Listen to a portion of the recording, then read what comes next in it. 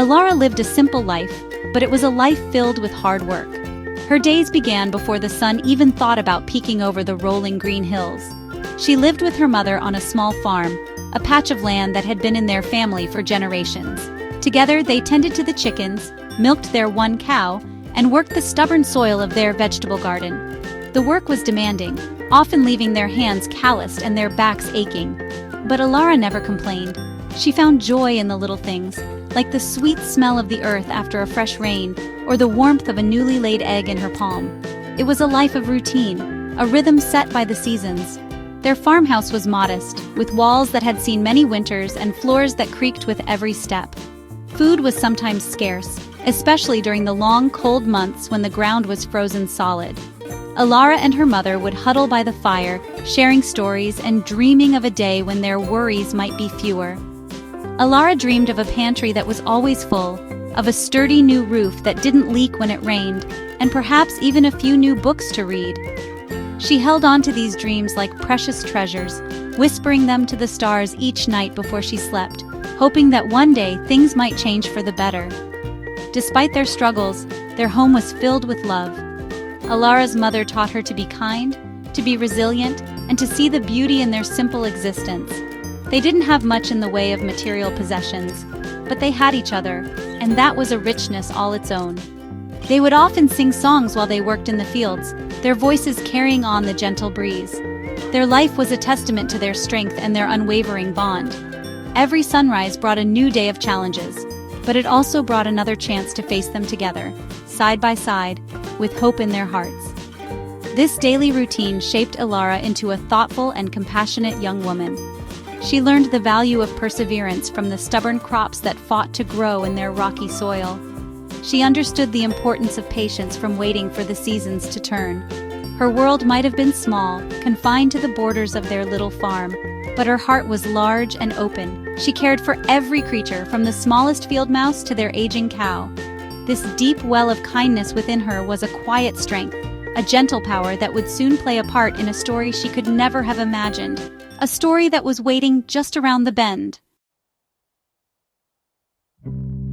One warm afternoon, as the sun hung high in the sky, a stranger appeared at the edge of their farm. He was an older man with a kind face, weathered by years spent under the sun and wind.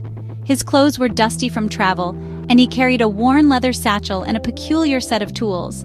He introduced himself as Silas, a prospector who had spent his life searching the earth for hidden treasures. He spoke with a gentle voice, explaining that he had been studying old maps of the region. He believed that their small plot of land, with its rocky outcrops and winding creek, might hold valuable minerals deep within its soil. Silas did not make grand promises of gold or jewels. Instead, he made a simple and humble request. He asked for permission to search their land. He explained that he would be careful not to disturb their crops or frighten their animals.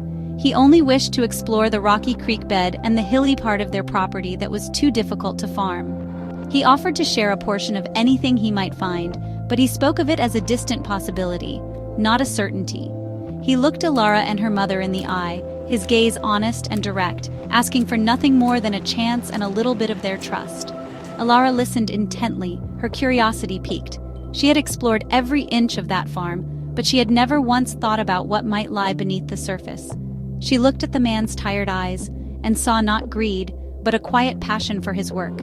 He seemed like a man who simply loved the thrill of the search, the mystery of the earth. Her mother was more cautious, her brow furrowed with worry. Strangers were a rare sight in their quiet corner of the world, and their land was the only thing they had. To let someone dig upon it felt like a great risk, a step into the unknown. Elara sensed her mother's hesitation. She walked over and gently took her hand, a silent gesture of reassurance. She looked from her mother's worried face to Silas's hopeful one. There was something about the old prospector that felt trustworthy. It wasn't what he said, but how he said it, with respect and a genuine gentleness. Elara felt a strange sense of hope bubbling up inside her.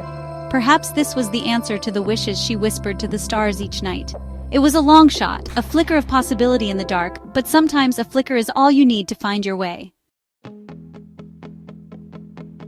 Elara's mother looked at her daughter, seeing the hopeful light in her eyes. She had always taught Elara to be cautious, but she had also taught her to be kind and to trust her instincts. In her daughter's steady gaze, she saw a conviction that swayed her own doubt. Perhaps this was a chance they were meant to take.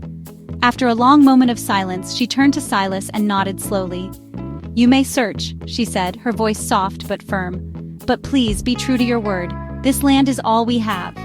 Silas's face broke into a grateful smile, and he promised once more to be respectful of their home and their trust in him.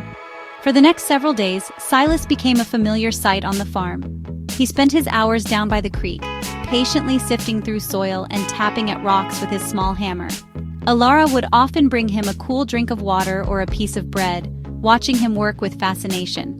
He would explain his methods to her, showing her the different types of stones and what they revealed about the earth beneath.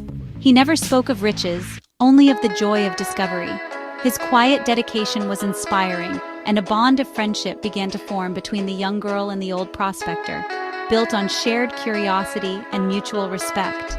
Then, one late afternoon, as the sky was painted in hues of orange and pink, Silas came walking up from the creek. He moved with a sense of urgency Elara hadn't seen before. In his outstretched, trembling hand, he held a rough, dull-looking stone. It didn't look like much at first glance, just a grayish rock about the size of a robin's egg. But as he turned it in the light, it caught the setting sun, and for a fleeting moment, a brilliant, fiery light flashed from within its core. Elara and her mother stared, their hearts pounding in their chests, barely daring to breathe. "It's a diamond," Silas whispered, his voice filled with awe. "A very large and very pure one." The discovery was so immense, so far beyond anything they could have imagined, that it felt like a dream.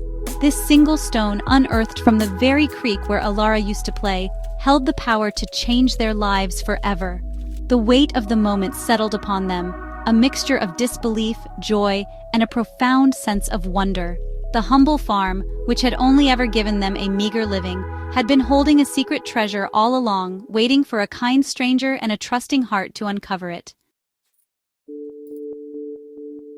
True to his word, Silas helped Elara and her mother sell the diamond for a fortune far greater than they could ever have imagined.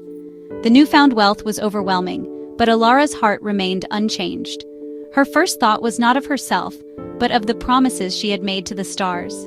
They immediately set about repairing their home, building a sturdy new roof and a warm, dry pantry that was soon filled to the brim with food. They bought new tools for the farm, making their work easier. But these were just the beginnings of Elara's plan. She knew this fortune was not just for them. It was an opportunity to help their entire community.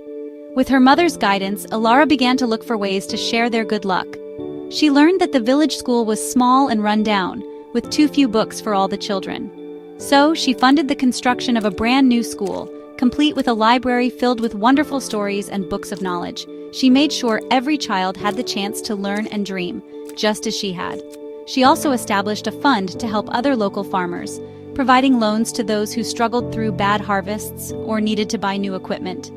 Her generosity was not about grand gestures, but about providing practical, meaningful help to her neighbors.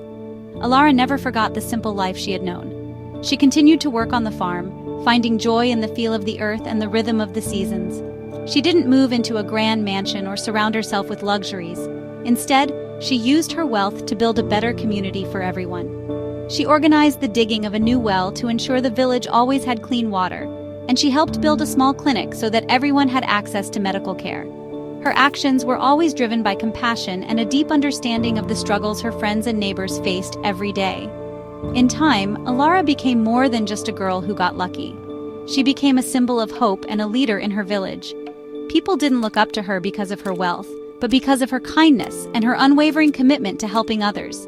She showed everyone that true fortune isn't about how much you have, but about how much you give. The story of the farm girl and the prospector became a local legend, a reminder that an open heart and a little bit of trust can lead to the most wonderful and unexpected treasures, changing not just one life, but the lives of many.